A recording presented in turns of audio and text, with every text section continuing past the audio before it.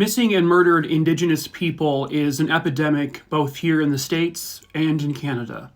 This is just one of those stories. Hello, true crimerers. This is the case of Angel Carlick. Viewer discretion is advised. At the time of this case, Angel Carlick was just 19 years old. She had just recently graduated from high school. She was living in Whitehorse, but she had moved from Dease Lake, which is in British Columbia, Canada. Angel was a part of the Kaska First Nation. She was described as an incredibly caring and loving person, someone who really enjoyed helping the community. And that's actually what she was doing. She was working at a shelter and cooking and feeding people. They said that at that point, she was absolutely in the prime of her life and she had such a bright future ahead of her. She had siblings that she loved. She was close with her mom. But unfortunately, somebody, somewhere out there, took her away from everyone. It was May of 2007. That was the last time her family ever saw her. They went to the shelter where she worked at and she gave them and fed them soup. And that was it. She was totally happy and nothing out of the ordinary. And then like that, she was gone.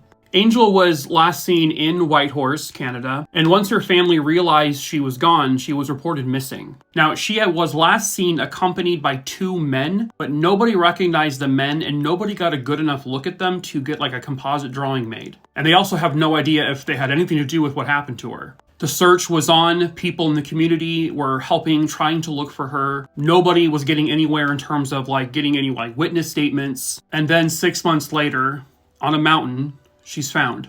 Where she is standing right there, this is the area where her body was discovered. They have not determined what actually killed her, or they haven't said it at least, but they have ruled her death a homicide. And unfortunately, that's where it seems to end. The RCMP has been investigating her case. How thorough they've been, I'm not too sure. But because there were no witnesses, there was no evidence at the crime scene, no other foreign DNA, anything like that. They have nothing to go on. Absolutely nothing. It's not from a lack of trying in this case. Unbelievably, in 2017, Angel's mother, her name was Wendy Carlick, along with Wendy's friend Sarah McIntosh, they were both murdered.